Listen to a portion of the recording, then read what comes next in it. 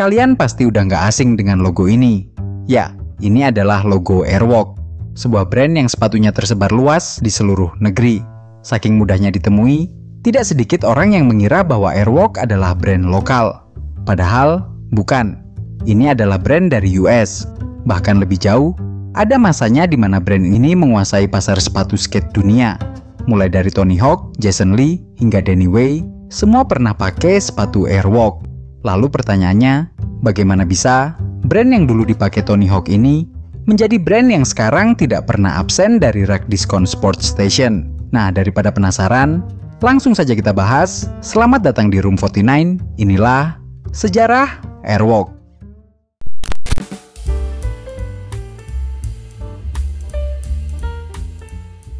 Ini semua dimulai pada era 70-an oleh dua orang bernama George John dan Bill Mann.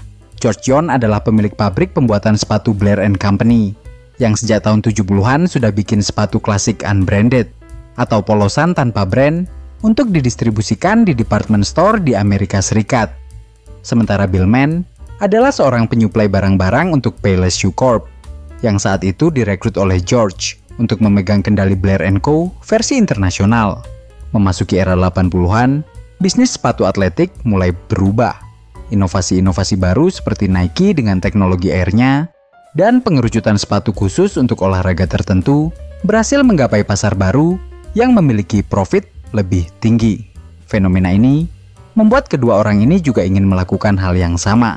Sampai akhirnya, pada tahun 1983, Bill melihat perkembangan yang cukup spektakuler di dunia aerobik.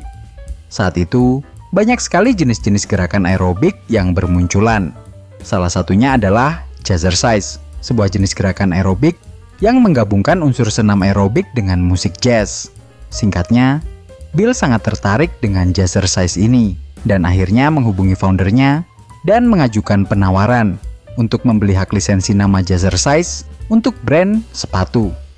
Dan pada tahun 1983, akhirnya muncullah brand sepatu aerobik bernama Jazzercise. Tapi sayangnya, mereka langsung tersungkur setelah dihajar oleh raksasa-raksasa besar seperti Reebok yang saat itu juga mulai memasuki pasar aerobik ini. Sampai suatu hari, anak Bill yang suka main skateboard tiba-tiba ngeluh, "Pa, aku bosan pakai sepatu kulit Reebok warna putih ini." Mendengar hal ini, Bill langsung tercerahkan. Ia yakin bahwa di luar sana juga banyak anak-anak lain yang memiliki keluhan yang sama. Sejak saat itulah, ia mulai tertarik untuk menjawab keluhan ini. Ia mulai melakukan riset, pergi ke skatepark, mencari tahu sepatu apa yang paling sering digunakan, hingga mempelajari anatomi sepatunya. Suatu hari, saat ia melakukan riset ke Delmar Skatepark, ia bertemu dengan sang penjaga skateparknya, yaitu Sinisa Egelja, atau yang sering dipanggil Sin. Singkatnya, mereka berdua ngobrol panjang lebar tentang sepatu skate. Sin yang sudah lama di dunia skate memberi beberapa masukan. Ia juga bercerita bahwa dirinya kenal dekat dengan para pro skaters seperti Tony Hawk, Neil Blender, dan yang lain. Hal inilah yang membuat Bill sangat tertarik dengan Sin. Karena selama ini, ia tidak bisa bergaul dengan anak-anak skate. Bahkan menurut Sin dalam interviewnya bersama Board East 10, dia hanya berdiri di luar pagar skatepark dan memotret para skaters untuk mengetahui apa sepatu yang ia kenakan. Dan tidak perlu waktu yang lama, beberapa hari setelah pertemuan ini, Sin langsung direkrut sebagai karyawan pertama Airwalk. Dari sinilah perjalanan Airwalk dimulai.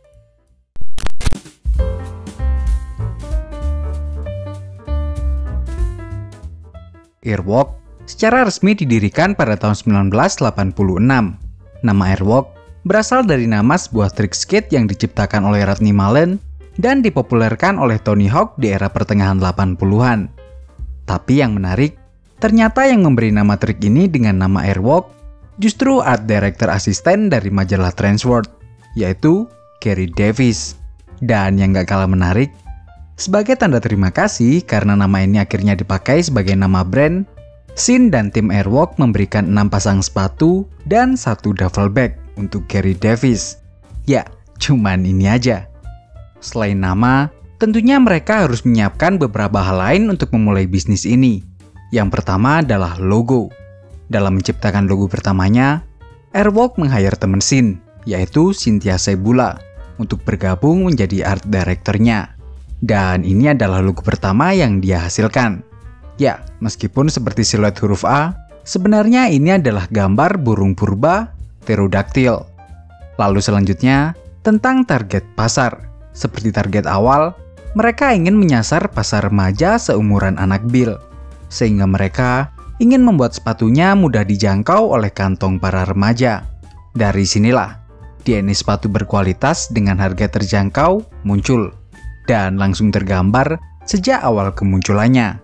Mereka hanya mematok sepatu-sepatunya dengan harga sekitar $20 hingga $40 saja. Yang terakhir adalah masalah promosi dan distribusi. Untuk dua hal ini, Shin dan Bill menggunakan seluruh koneksinya. Untuk mempromosikan brand barunya, Shin mengajak beberapa teman pro skatersnya, yang salah satunya adalah Tony Hawk, yang saat itu baru aja di ghosting oleh Puma. Sementara untuk distribusi, Bill mengandalkan seluruh koneksinya yang telah ia bangun sejak ia menjadi penyuplai sepatu Payless dan saat bekerja di Blair & Co. Dan berkat kolaborasi inilah Airwalk bisa tumbuh dengan sangat cepat. Sepatu pertama yang mengawali boom pertama Airwalk adalah The Prototype, sebuah sepatu yang dibuat khusus untuk salah satu ridersnya, yaitu Chris Miller, yang saat itu sedang mengandrungi Nike Air Jordan 1. Dan kalau kita lihat secara seksama, memang kedua sepatu ini hampir mirip ya. Lalu disusul dengan sepatu-sepatu lainnya seperti Airwalk The One, yang merupakan sepatu hasil desain Shin dan berhasil menjadi sepatu paling laku Airwalk sepanjang masa. Lalu ada juga sepatu signature atau pro modelnya bersama para rider-rider andalannya, seperti dengan Tony Hawk dan Jason Lee. Selain karena sepatu-sepatu dan ridersnya, yang menarik dari Airwalk era awal hingga pertengahan 90-an adalah bagaimana mereka mengiklankan produknya, yang selalu dibalut dengan komedi. Bahkan mereka pernah menciptakan sebuah karakter fiksi lucu yang diberi nama Vic. Sama seperti brand skate lain, Airwalk juga sempat bikin dua film di pertengahan era 90-an yang diberi judul Skateboard Video 95 dan Skateboard Video 96. Berkat ini semua, di pertengahan era 90-an, Airwalk menjadi salah satu brand sepatu terbesar di dunia. Pada tahun 1995, mereka berhasil mengumpulkan revenue hingga 200 juta US dollar. Oh ya, di era ini, mereka juga mulai melebarkan sayapnya ke olahraga-olahraga ekstrim lainnya, seperti surfing, BMX, dan snowboarding. Tapi sayangnya, di balik kesuksesan ini, banyak hal penting yang terjadi, seperti keluarnya Bill Mann dari perusahaan pada tahun 1992 dan join Vans 2 tahun setelahnya. Lalu yang paling fatal, George Yon, sang owner, tidak bisa menghalau rasa rakus yang muncul dari kesuksesan ini. Ia memaksa Airwalk untuk melakukan market shifting ke pasar yang lebih mainstream. Ia bahkan meremehkan skena skate dengan mengatakan, Tony Hawk tidak akan pernah sepopuler Michael Jordan. Dan dari sinilah era kejatuhan Airwalk dimulai.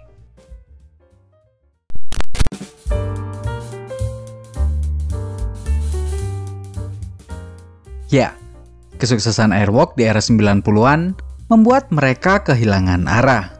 Mereka seperti dirasuki arwah paus biru yang tidak pernah puas. Mereka ingin sesuatu yang lebih dan lebih lagi. Sehingga perlahan, mereka meninggalkan pasar skate dan melakukan migrasi ke pasar yang lebih mainstream. Mereka menghapus sosok-sosok riders andalannya dari iklan-iklannya. Desain dan kualitas produk-produk mereka mulai mengalami penurunan. Produk-produk mereka juga mulai berceceran di tempat-tempat retailer yang tidak seharusnya. Dan ya, Airwalk menjadi pasaran. Hingga akhirnya, mereka didepak dari toko-toko sepatu keren seperti Foot Locker. Karena dianggap sudah tidak keren lagi. Skate shop juga ikut membannya. Karena mereka menganggap Airwalk bukanlah brand skate lagi. Hal ini membuat Airwalk hancur berkeping-keping, kehilangan nyawanya seperti sekarang ini. Sebenarnya pada tahun 2016 sempat ada kabar gembira nih, karena mereka meng-hire Jeff Staple untuk menjalankan sub-brand baru, yaitu Airwalk Classics. Buat yang belum tahu, Jeff Staple adalah desainer yang pernah berkolaborasi dengan Nike SB dan menghasilkan Nike SB Pigeon yang ini. Nike SB yang sempat bikin ricuh di New York. Tapi sayangnya, sampai sekarang masih belum ada tanda-tanda comeback-nya brand ini. Oh iya, saat ini Airwalk dimiliki oleh Authentic Brand Groups, perusahaan yang juga memiliki DC Shoes, Champion, Billabong, dan Reebok. Nah, sampai di sini, jangan lupa like, share, subscribe Room 49, dan jika ada salah kurangnya, mari kita diskusikan di kolom komentar. Thank you!